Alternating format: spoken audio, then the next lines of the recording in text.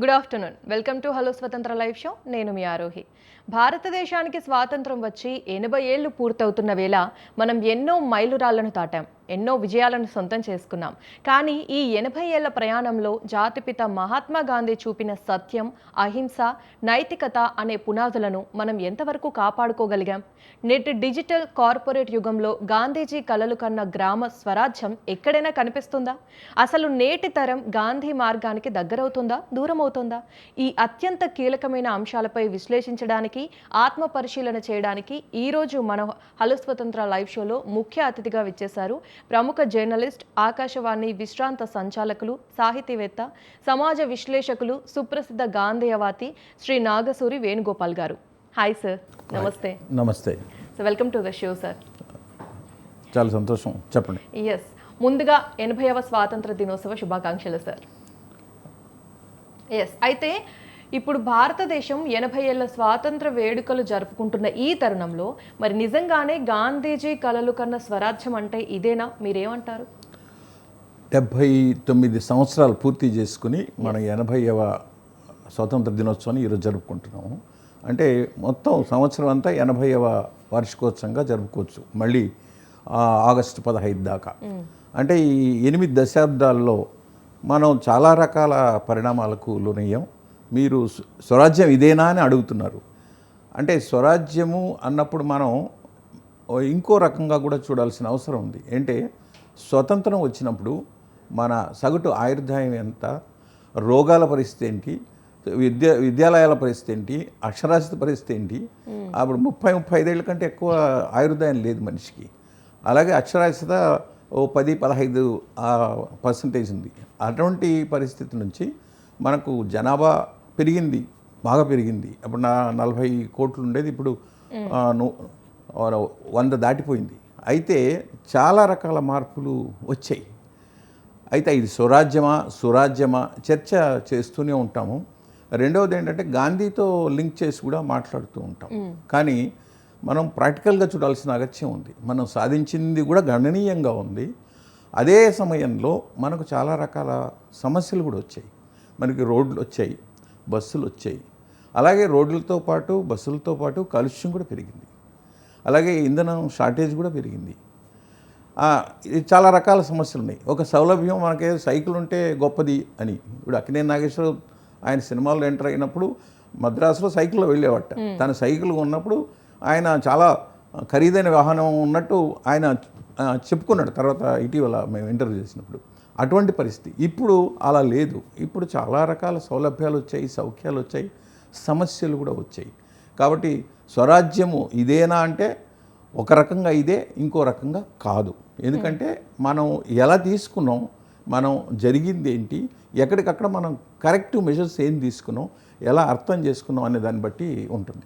Yes, మరి నేటి రాజకీయాల్లో ఈ సిద్ధాంతాలు, నైతికత పూర్తిగా లోపించాయి అనే విమర్శలు మనం చూస్తూ ఉన్నాం. మరి ఇలాంటి తరుణంలో గాంధీజీ చెప్పిన రాజకీయాల్లో నైతికత అనేది సాధ్యమేనా? రాజకీయాల్లో నైతికత చాలా అవసరమని ఆయన చాలా సందర్భాల్లో చెప్పాడు, అలాగే జీవించాడు కూడా. నిజానికి గాంధీజీ ప్రధాన ఎజెండా రాజకీయాలు కాదు. మీరు గమనిస్తే మనకు దండి సత్యాగ్రహం తర్వాత కీలకంగా మనకు క్విట్ ఇండియా ఉద్యమం దగ్గరే మనకు గాంధీజీ కనబడతారు, అవునా? అంతకుముందు మనకి విదేశీ వస్తు దహనం కావచ్చు, సహాయ నిరాకరణ కావచ్చు, ఇలాంటివి జరుగుతాయి. జలియన్వాలాబాగ్ సంఘటన కానీ. తర్వాత 30 తర్వాత దండి సత్యాగ్రహం తర్వాత మళ్ళీ క్విట్ ఇండియా ఉద్యమం మనకు కనబడుతుంది.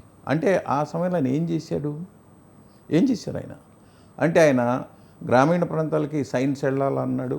అలాగే విద్యారంగం సంబంధించి కృషి చేశాడు. మనకున్న దురలవాట్లు అంటే మద్యపానం సంబంధించి ఎలాంటి సమస్యలు ఉన్నాయి అన్నాడు. అలాగే ఆరోగ్యం గురించి కూడా ఆయన చాలా వర్క్ చేశాడు. అందుకే ఆయన చేసిన మొత్తం కృషి మనకు 50,000 పేజీల సాహిత్యం అందుబాటులో ఉంది. పబ్లికేషన్ ట్యూషన్ దాన్ని పబ్లిష్ చేసింది. ఒక్కొక్కటి మనకి 100 వాల్యూమ్లు ఉంటుంది, ఒక్కొక్కటి 500 పేజీలు ఉంటుంది. అయితే ఆయన ఇంత కృషి చేసినప్పుడు మన మనిషి పరిణామం ఉండాలి, మనిషి మెరుగ్గా ఉండాలి. మన ఇండియన్ కాంటెక్స్లో ఒక మాట చెప్తారు, త్రికరణ శుద్ధి అని. అంటే నేనేం ఆలోచన చేస్తానో, నా మనసులో ఏం మెదిలిందో, మెదడులో ఏముందో, మాటలో ఏముందో, మళ్ళీ చేతిలో. అంటే మన మనసు, నోరు, చెయ్యి, ఈ మూడిట్లో కూడా ఏకీభావం ఉండాలి. అది లేనప్పుడు సమస్య వస్తుంది. అది అంత స్థాయిలో మనం ఉన్నప్పుడు మనకి ఇలాంటి సమస్యలు ఉండవు. అందుకనే ఇది మాట్లాడేటప్పుడు స్వరాజ్యం అనేది మామూలుగా ఒక నినాదంగా తీసుకుంటాం, కానీ ఆయన చెప్పింది ఏంటి, మనం చేసింది ఏంటి, ఆయన అన్నీ ఆమోదప్రాయంగానే ఉందా ఆయన చేసిన పనులన్నీ. నిజానికి ఆయన స్వతంత్రం రాగానే స్వతంత్రం కోసం పోరాడిన కాంగ్రెస్ పార్టీ రద్దు కావాలి, అది ఒక స్వచ్ఛంద సంస్థగా ఉండాలి అని ఆయన చెప్పారు. అది ఆయన చాలా కాలం చెప్పారు. ఆయన చనిపోయిన రోజు అంటే హత్య చేయబడిన రోజు 1948 జనవరి 30 ఉదయం కూడా ఆ మాట రాశారు ఆయన. కానీ అది తీసుకోవడానికి సిద్ధంగా లేరు. ఎవరు ఏమిటనే తర్వాత మాట్లాడుకుందాం మనం. ఉన్నప్పుడు చాలా రకాలు ఇదేనా ఆయన కోరింది అంటే ఖచ్చితంగా ఇది కాదు. ఇంకొకటి ఏంటంటే ఆయన ప్రతి భావాన్ని కూడా ఎప్పటికప్పుడు అధ్యయనం చేసేవాడు. కొత్త సమాచారము, కొత్త అండర్స్టాండింగ్ వస్తే తన అభిప్రాయాన్ని మార్చుకోవడానికి కూడా ఆయన ఎప్పుడూ జంకు పడలేదు. అందుకని చెప్తాడు, ఒక విషయం మీద తన అభిప్రాయాలు 2-3 ఉంటే ఏదైతే తాజాగా ఉంటుందో, ఏదైతే లేటెస్ట్ అవుతుందో దాన్ని తీసుకోమని చెప్తాడు. అది ఆయన ధోరణి. అందుకని ఆయన 100 ఏళ్ల క్రితం చెప్పింది ఏమిటి, లేదా ఇంకొక సమస్య కూడా ఉంది భారతదేశంలో. ఆయన చెప్పినవి కేవలం హిందూ స్వరాజ్య పుస్తకం అంటే 1908 ప్రాంతంలో రాసింది, లేదా ఆయన ఆత్మకథ రాసింది 1925 ఆ ప్రాంతంలో రాసింది. ఇప్పుడు అది సెంటినరీ నడుస్తుంది. 1927లో ఫస్ట్ పార్ట్ వచ్చేయింది. ఆ విషయాలను తీసుకొని మనం మాట్లాడతాం. అయితే 25 ప్రాంతంలో ఆత్మకథ రాశారు. 1909లో ఆయన హిందూ స్వరాజ్యం రాశారు. కానీ తర్వాత 3 దశాబ్దాల పైగా ఆయన జీవించున్నారు. మరి ఆ విషయాలను కూడా మనం పరిగణలో తీసుకోవాలి. అందుకని ఆయన చాలా శాస్త్రబద్ధంగా ఆలోచన చేసే వ్యక్తి, రాగద్వేషాలు లేకుండా ఉండాలా అనుకునే వ్యక్తి. ఎస్ సార్, ఇప్పుడు మీరు సైన్స్ ఇంకా ఈ జర్నలిజం రంగంలో దశాబ్ద కాలంగా ఉన్నారు. మరి గాంధీజీ గారు ఏదైతే అహింసా సిద్ధాంతం అని చెప్పేసి అన్నారో అది కేవలం ఇప్పుడు భౌతికంగా మాత్రమే ఆగిందా, లేదంటే ఎందుకంటే సోషల్ మీడియాలో జరిగే డిజిటల్ హింస ఏదైతే ఉందో అది చాలా వరకు పెరిగిపోయింది, సో అది దీనికి వర్తిస్తుందా? మీరు చాలా మంచి రెలవెన్స్ ఉన్న ప్రశ్న అడిగారు.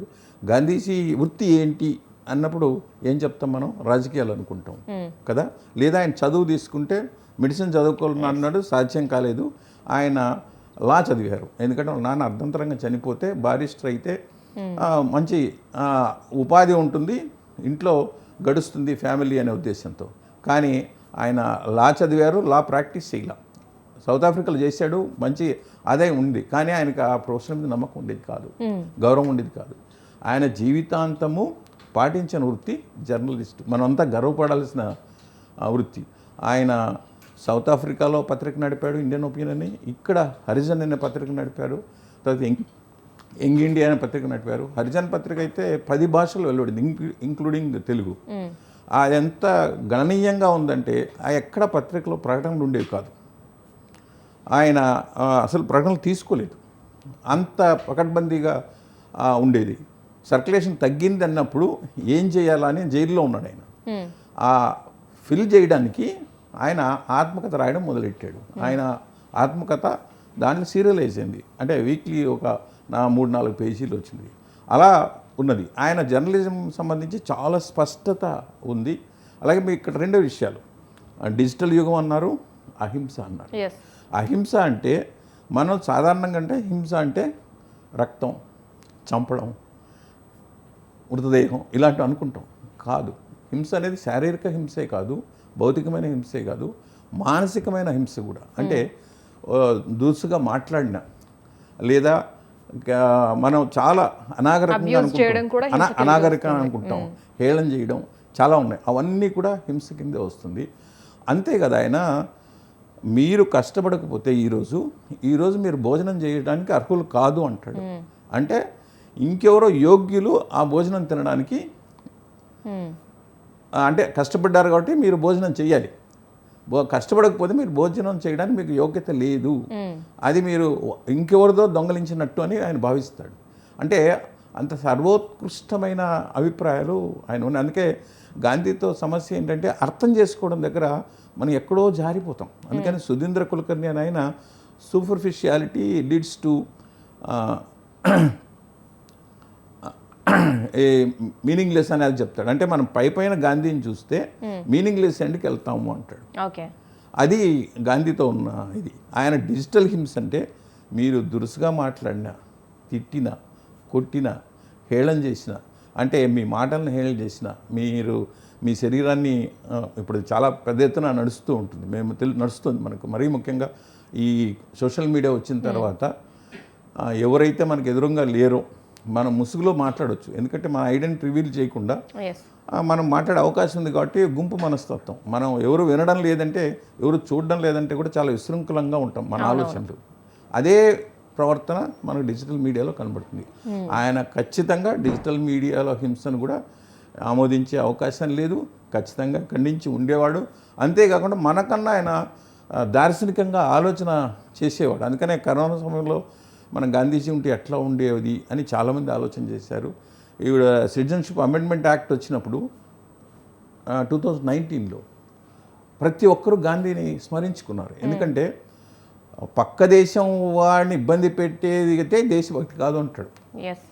పొరుగు దేశ పౌరుణ్ణి ఇబ్బంది పెడితే అది నా దేశభక్తి కాదు అంటాడు. అంటే అంత సార్వత్రికమైన భావన అయింది. ఖచ్చితంగా డిజిటల్ హింసను కూడా ఆయన వ్యతిరేకించే అవకాశం ఉంది.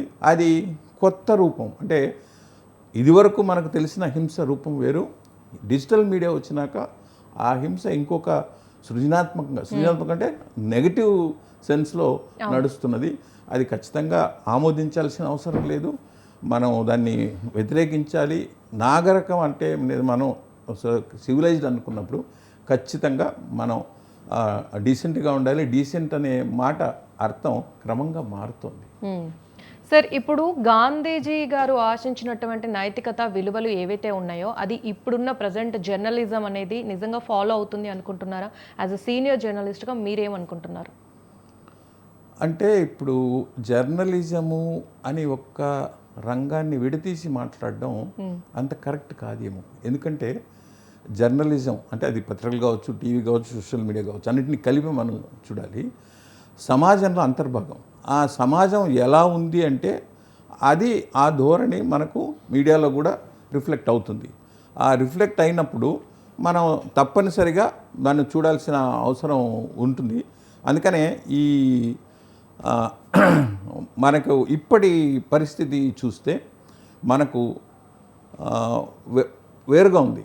స్వతంత్రోద్యమ సమయంలో లజపత్ రాయ్ కావచ్చు, లేదా ఆనంద్ బజార్ పత్రిక, అమృత బజార్ పత్రిక కావచ్చు, లేదా మన ఆంధ్రపత్రిక కావచ్చు, వీళ్ళంతా దేశ సేవగా పరిగణించారు.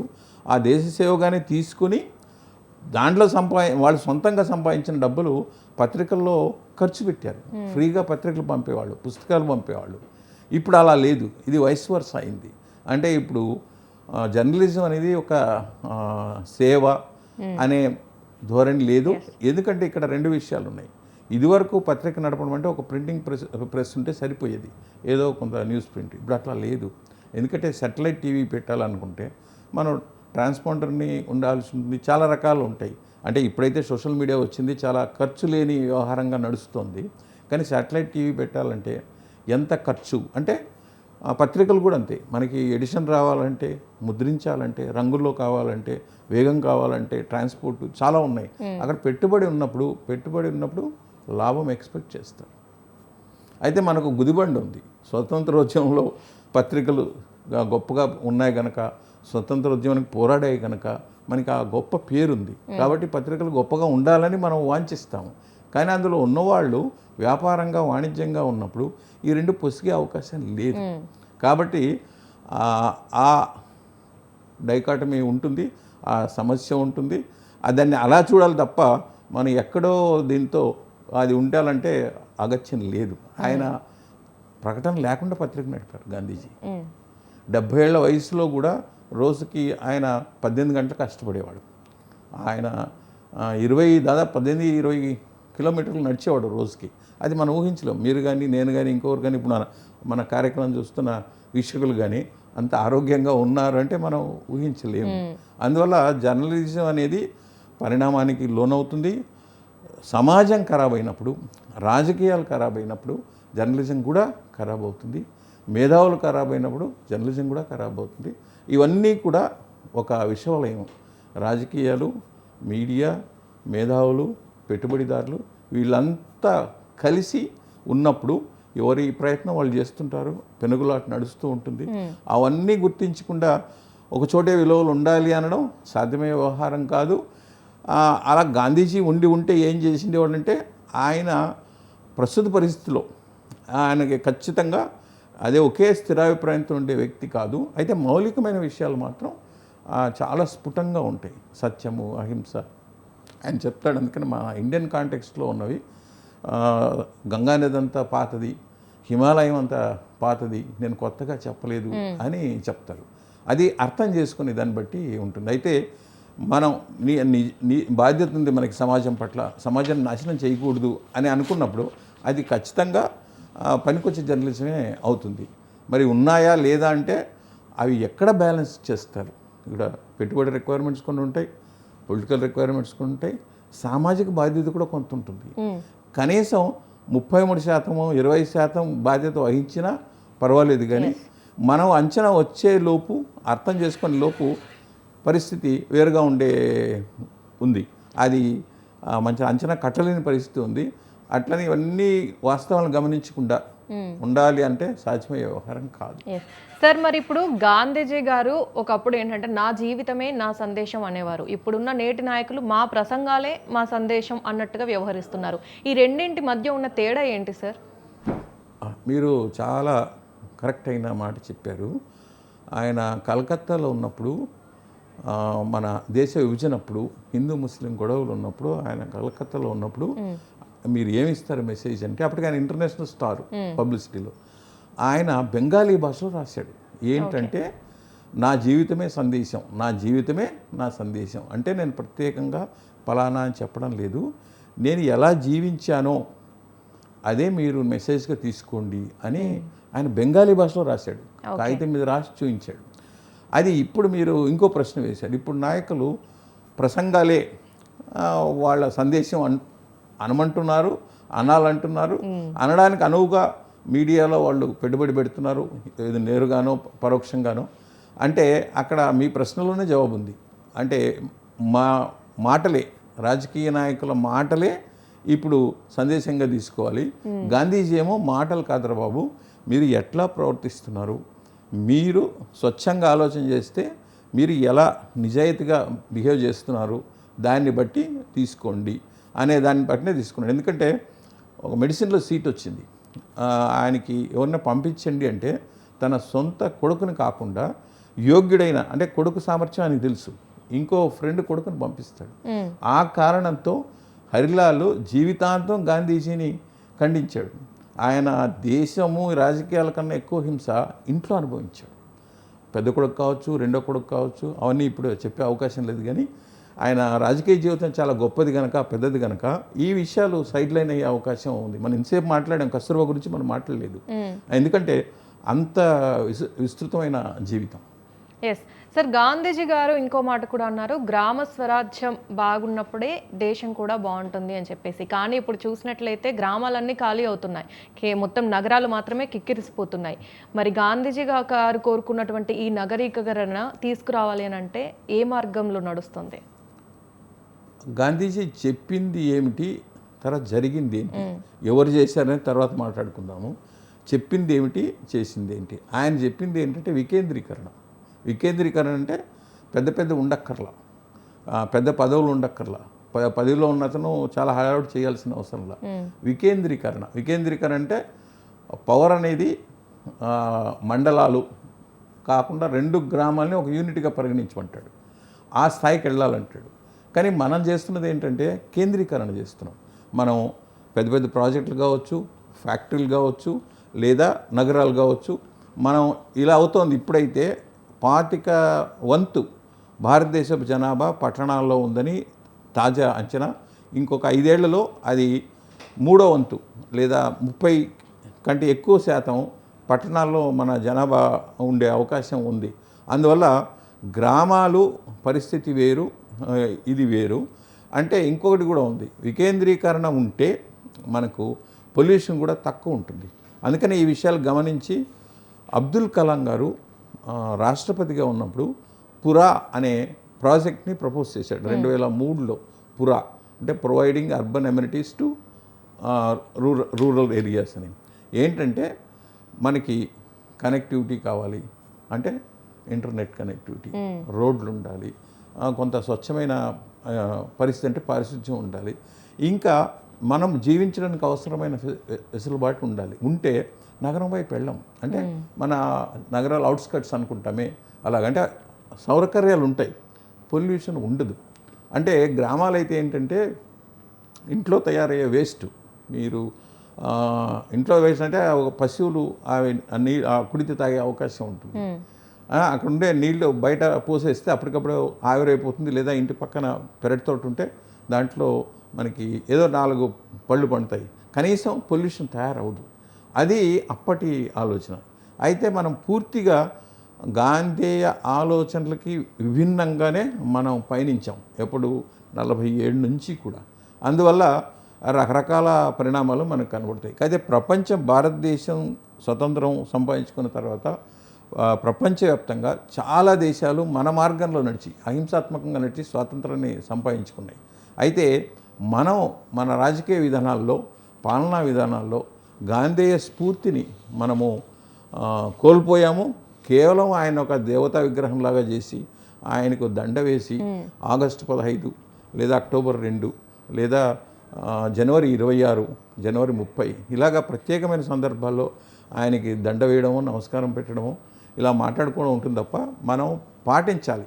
మనం పాటిస్తే అది ఉండే అవకాశం ఉంది. ఎస్ సార్, ఇప్పుడు చివరగా భారతదేశం రాబోయే 100 ఏళ్ల స్వాతంత్ర సంబరాల దిశగా అడుగులు వేస్తున్న ఈ తరుణంలో సో గాంధీజీ సిద్ధాంతాలను మళ్ళీ బ్రతికించుకోవడానికి యువతకు మీరిచ్చే సందేశం ఏంటి? మనం గాంధీజీని ప్రత్యేకంగా బతికించాల్సిన అవసరం లేనే లేదు. ఇప్పుడు మన జంతర్ మంతర్లో సంఘటన జరిగింది. ఆ పిల్లలంతా గాంధీ ఫోటో అక్కడ కనబడుతుంది. గాంధీ ఏ కారణం అంటే అహింసాత్మకంగా నిరసన తెలియజేయడం అనే విధానాన్ని ఆయన ప్రపంచానికి ఇచ్చాడు.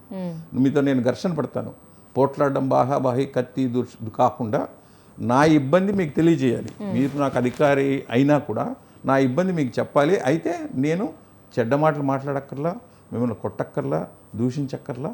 అయితే ఆ ఇబ్బంది, నేను పడే ఇబ్బంది మీరు అర్థం చేసుకోవాలి. అంటే ఆయన థియరీ ప్రకారం శత్రువు మనసు కూడా మెరుగవ్వాలి.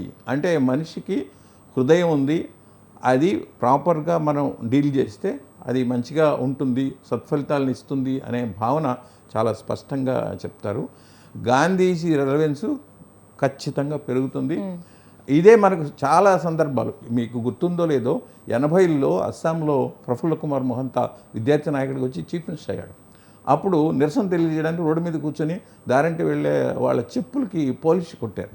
ఎలాగంటే చైనాలో ఇన్సిడెంట్ మనకు తెలుసు. మొన్న ఇటీవల కూడా పోలీసు కొడుతుంటే కూడా నవ్వుతూ వాళ్ళు రిసీవ్ చేసుకున్న సందర్భాలు మనకు కనబడతాయి. అది ఎవరు గాంధీ వచ్చి వాళ్ళకైనా పాటించాడా, చెప్పమన్నాడా, మనం ఏమనుకున్నాం అంటే వాళ్ళకేం తెలియదు అనుకున్నాం.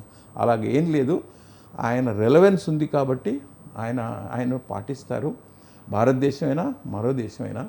ఎందుకంటే ఆయన విధానం సార్వత్రికమైంది. ఆయన చెప్పే ఆలోచనలు ఒక్క భారతీయులకి కాదు, ప్రపంచవ్యాప్తంగా ప్రతి ఒక్కరికి వర్తిస్తాయి. ఆయన మాట్లాడని సబ్జెక్టు లేదు. అందువల్లనే ఆయన విస్తృతి మనకు తెలుస్తుంది. బళ్ళారికి వచ్చిన, బరంపురం వచ్చిన, ఆంధ్ర ఒడియా సమస్య, లేదంటే తెలుగు కన్నడ సమస్య అన్నీ కూడా ఆయన మాట్లాడాడు. కాకపోతే మనం ఏమి చదువుకునే లక్ష్యం లేదు, తెలుసుకునే లక్ష్యం లేదు. ఆ ఇన్నర్ మీనింగ్ ఏంటి అని కూడా తెలుసుకునే ఖాతరు మనం చెయ్యం. దాంతో వచ్చిన సమస్య. లేదంటే గాంధీజీని మీరు పూజించినా పూజించకపోయినా దానికి డోకా ఏమీ లేదు. ఎందుకంటే స్త్రీలు, పిల్లలు కూడా పాల్గొనే పద్ధతిలో ఆయన ఉద్యమాన్ని అయినారు. ప్రపంచంలో ఏ ఉద్యమంలో లేని మంది స్త్రీలు భారతదేశంలో వాళ్ళు 10% పాల్గొన్నారు. అంతమంది తర్వాత పాల్గొలేదు, తర్వాత అంతకుముందు పాల్గొల. పిల్లలు పార్టిసిపేట్ చేశారు, మహిళలు పార్టిసిపేట్ చేశారు. ఎందుకంటే అహింసాత్మకంగా ఉండడం. అదే కత్తులు, కటార్లు, బుల్లెట్ వస్తే ఖచ్చితంగా చాలా తక్కువ మందికి పరిమితం అయ్యే అవకాశం ఉంది. Right, thank you sir. 80 ఏళ్ల స్వతంత్ర భారత ప్రయాణాన్ని, గాంధేయ సిద్ధాంతాల ఆవశ్యకతను ప్రముఖ జర్నలిస్ట్ గాంధేయవాది నాగసూరి వేణుగోపాల్ గారు చాలా అద్భుతంగా వివరించారు. ఆయన చెప్పినట్టుగా గాంధీజీ సిద్ధాంతాలు కేవలం చరిత్ర పుస్తకాల్లో దాచుకునేవి కావు. అవి మన నిత్య జీవితంలో, ముఖ్యంగా నేటి డిజిటల్ యుగంలో ఆచరించాల్సిన నిత్య నూతన సూత్రాలు. భౌగోళికంగా స్వాతంత్రం వచ్చుండొచ్చు, కానీ ఆలోచనల్లో, సమాజంలో నైతిక స్వరాజ్యం సిద్ధించాలంటే ప్రతి ఒక్కరూ గాంధీ మార్గాన్ని పునఃసమీక్షించుకోవాలి. So thank you so much sir. ఇది ఇవాల్టి హలో స్వతంత్ర లైవ్ షో. రేపటి హలో స్వతంత్రలో మళ్ళీ కలుద్దాం. Keep watching Swatantra TV.